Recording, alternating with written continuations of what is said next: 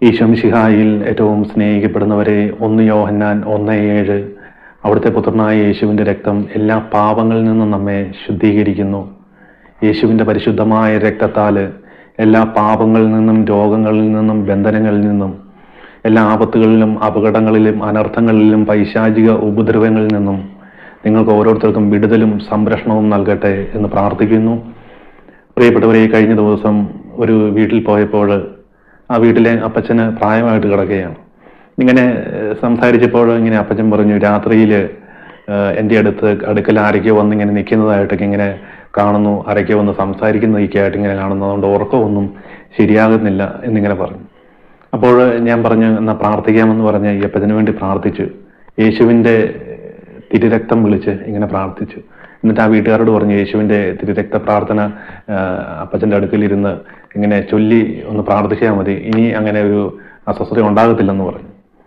ഏതായാലും അന്ന് പ്രാർത്ഥിച്ചിട്ട് തിരിച്ചു പോകുന്നു. പിറ്റേ ദിവസം അവർ വിളിച്ചപ്പോൾ പറഞ്ഞു, അപ്പച്ചന് സുഖമായിട്ട് കിടന്നുറങ്ങി, രാത്രിയിൽ അങ്ങനെ അസ്വസ്ഥതയൊന്നും ഉണ്ടായില്ലെന്ന് പറഞ്ഞു. അപ്പോൾ യേശുവിൻ്റെ തിരുരക്തം വിളിച്ച് പ്രാർത്ഥിക്കുമ്പോൾ ആ തിരുരക്തത്തിന് മുമ്പിൽ പൈശാചിക ശക്തികൾ മുട്ടുമടക്കും. പൈശാചികമായിട്ടുള്ള ഒരു ഉപദ്രവങ്ങളും കടന്നു വരികയില്ല. 1 മാസം മുമ്പ് ഒരു വ്യക്തി വിളിച്ചിട്ട് പറഞ്ഞു, ആ വ്യക്തിയുടെ അറിയുന്ന ഒരു കൂട്ടുകാരിയാണ്. ഈ കൂട്ടുകാരി ഒരു മുസ്ലിം സഹോദരിയാണ്. ഇവരുടെ കുടുംബത്തിൽ ഭാര്യയും ഭർത്താവും തമ്മിൽ അങ്ങോട്ടും ഇങ്ങോട്ടും വഴക്കായി. കുറച്ച് കഴിഞ്ഞപ്പോഴാണ് അറിയുന്നത് ഈ ഭർത്താവിന് മറ്റൊരു സ്ത്രീയുമായിട്ട് ബന്ധമുണ്ടെന്നുള്ള കാര്യം. അങ്ങനെ വീട്ടിലെന്നും വഴക്കും ബഹളമൊക്കെ ആയിട്ട് മുമ്പോട്ട് പോകുമ്പോൾ ഈ ഹസ്ബൻഡ് ഈ സഹോദരിയിലൂടെ പോകുവാനൊക്കെ തുടങ്ങി. അപ്പോൾ ഈ സഹോദരി ഹസ്ബൻഡിനോട് പറയും, അങ്ങനെ പോകരുത് എന്നൊക്കെ പറയുമ്പോൾ ഈ ഹസ്ബൻഡ് പറയും, ഞാൻ എന്തോ ഒരു മായവലാവ് ലോകത്തായ അവസ്ഥയാണ്, ഞാനിങ്ങനെ ഇറങ്ങിയൊക്കെ പോവുകയാണ് എന്നിങ്ങനെ പറഞ്ഞു.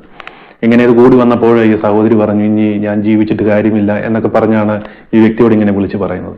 അപ്പോൾ ഞാൻ ഈ വ്യക്തിയോട് പറഞ്ഞു, ഞാൻ അവർക്ക് വേണ്ടി പ്രാർത്ഥിക്കാം, ഈ ഒരു വചനം പറഞ്ഞു കൊടുക്കാൻ പറഞ്ഞു. അപ്പോസ്തല പ്രവർത്തനം 16-ാം അധ്യായം 31-ാം തിരുവചനം. ഈ വചനം പറഞ്ഞു കൊടുത്തിട്ട് ആ ചേച്ചിയോട് എല്ലാ ദിവസവും വിശ്വാസത്തോടു കൂടി ഏറ്റുചൊല്ലി പ്രാർത്ഥിക്കാൻ പറയാൻ പറഞ്ഞു.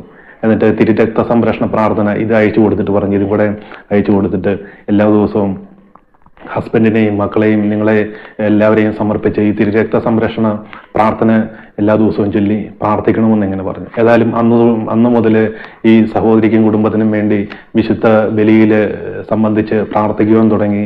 ഈ കഴിഞ്ഞ ദിവസം ആ സഹോദരി ഈ വ്യക്തിയെ വിളിച്ചിട്ട് പറഞ്ഞു, ഞങ്ങളുടെ കുടുംബത്തിലെ അസ്വസ്ഥതകളെല്ലാം മാറി, ഹസ്ബൻഡ് മാനസാന്തരമായി തെറ്റുപറ്റി എന്ന് പറഞ്ഞ് ഞങ്ങളിപ്പോൾ ഒന്നിച്ച് സന്തോഷത്തോടു കൂടി ഒരു കുടുംബജീവിതം നയിച്ച് പോവുകയാണ് എന്നിങ്ങനെ പറഞ്ഞു. പ്രിയപ്പെട്ടവരെ, ഞാനത് പറയുമ്പോൾ നമ്മുടെ എല്ലാവരുടെയും വീട്ടിലുള്ള പ്രാർത്ഥനാ പുസ്തകത്തിൽ ഈ തിരുരക്ത സംരക്ഷണ പ്രാർത്ഥനയുണ്ട്. യേശുവിൻ്റെ രക്തത്തെ വിളിച്ച് പ്രാർത്ഥിക്കുമ്പോൾ എല്ലാ പൈശാചികമായിട്ടുള്ള ബന്ധനങ്ങളും കെട്ടുകളും ഒക്കെ അഴിഞ്ഞു മാറും. യേശുവിൻ്റെ തിരുരക്തത്തിന് മുമ്പിൽ ഒരു പൈശാചിക ശക്തിക്കും നേരെ നിൽക്കാൻ സാധിക്കുകയില്ല. ഇതുപോലെ കുടുംബത്തിലെ തകർച്ചകളൊക്കെ ആയിട്ട് അല്ലെങ്കിൽ പൈശാചികമായിട്ടുള്ള അസ്വസ്ഥതകളിലൂടെ കടന്നു പോകുന്ന ആരെങ്കിലുമൊക്കെ ഉണ്ടെങ്കിൽ ഈശോ നിങ്ങളെ ഓരോരുത്തരെയും സമൃദ്ധമായിട്ട് അനുഗ്രഹിക്കും. യേശുവിൻ്റെ പരിശുദ്ധമായ സംരക്ഷണം നമുക്കും നമ്മുടെ കുടുംബങ്ങൾക്കും കുടുംബത്തിലുള്ള ഓരോരുത്തർക്കും ഉണ്ടാകട്ടെ എന്ന് പ്രാർത്ഥിക്കുന്നു. പരിശുദ്ധ അമ്മ മാതാവിൻ്റെ വിമല ഹൃദയത്തിലേക്ക് നിങ്ങളെയും നിങ്ങളുടെ കുടുംബങ്ങളെയും നിങ്ങൾ ഓരോരുത്തരെയും സമർപ്പിച്ചുകൊണ്ട് പ്രാർത്ഥിക്കുന്നു. Ave Maria, praise the Lord, hallelujah.